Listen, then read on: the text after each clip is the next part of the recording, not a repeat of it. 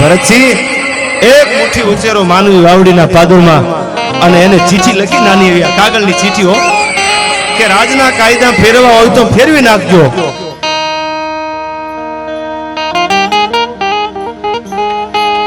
પણ ધોળા દીએ જો ધારીને ધમરોળું તો માનજો કે હું લિખિતન રામ વાળો. શું કીધું આ વાવડીના દરબાર માટે? બે કડીઓ છેલ્લે આપને રાજપૂતો બધા ક્ષત્રિયો છે ત્યારે પણ ઓલું ધારી અમરેલી ભીજતા અન ઓલું ખાંભાઈ થર થર થાય, પણ ઓલા દરવાજા દેવાય એ તારે રોઢે દિનાય રામડા, પણ ઓલા દરવાજા દેવાય તારે રોઢે દિનાય રામડા. આ બહુ જૂનો શબ્દ આ ચારણ કવિએ દુહામાં વાપર્યો છે. રોંઢો એટલે બપોરની વેળા, ગુડ આફ્ટરનૂન. એ બપોરના ટાણે દોઢેક નાડામાં હુરજ આવી ગયો, ઈ ટાણે ધોળા દીએ જેના દરવાજા બંધ થઈ જાય કે કાં તો કે વાવડીનો રામવાળો બારવટે નીકળ્યો છે ગાયકવાડ સરકાર સામે. આહા હા, કેવું બારવટમાં છેલ્લી બે કડીયું કે મોલે રૂવે મરાઠી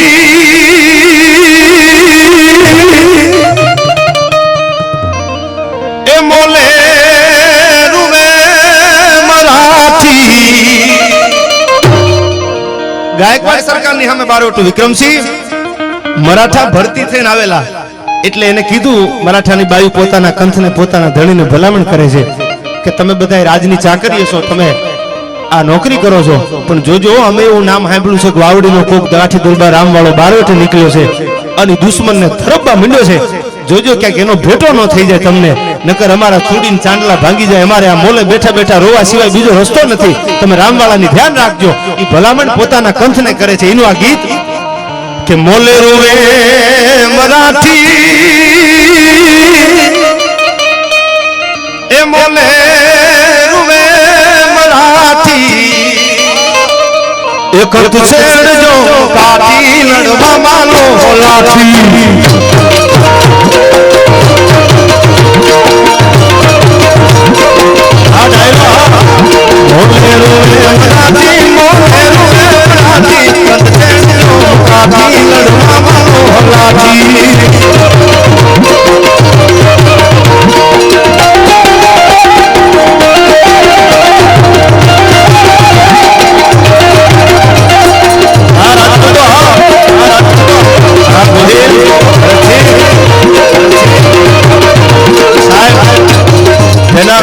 હમણાં થોડાક દિન પહેલા જ એના પરિવારજનક એક એક્સપર્ટ થઈ ગયા છે, છતાં માણસ આયા. આ બધો ખીમાણા વાસ, આ બધા તોય બેઠા છે આવીને આ પ્રોગ્રામમાં. એને હજારો આઈથી સલામ.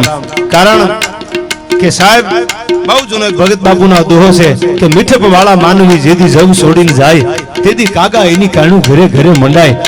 આ ખંભે હજી પનિયા છે. મને ખબર છે આ ઉભા નથી થતા પૈસા ઉડાડવા. એનું કારણ ઈ જ છે કે હજી જાજો દિવસો નથી થયા, આપણે આમાં રૂડા ન લાગી, પણ આવું પડે, ફરજ બને છે. એને હજારો સલામ આવી. સાહેબ જે મરદ માણા, ડાયો માણા, સજ્જન માણા મરે ને પછી ઘરે ઘરે એની કાણી હોય. બાકી ઘરખોદિયા મરી જાય ને તો ત્રીજી સોસાયટીમાં ખબર ન હોય કોણ ગુજરી ગયું કોણ જીવે છે ભાઈ. હા,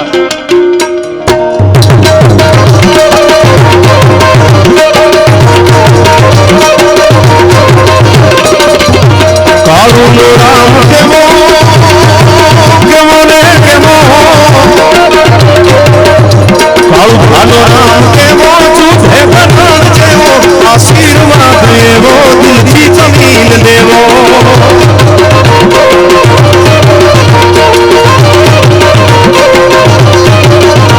કાળું રામ કેવો કેવો ને કેવો, કાળુનો રામ કેવો તો પ્રશ્ન કરે છે, પાછળ પ્રશ્ન ચિહ્ન લાગે છે. કાળુનો રામ કેવો તો એની ઉપમા કવિએ કેવી આપી છે એ કે જ્યારે મહાભારતના યુદ્ધમાં કર્ણ નીકળ્યો ને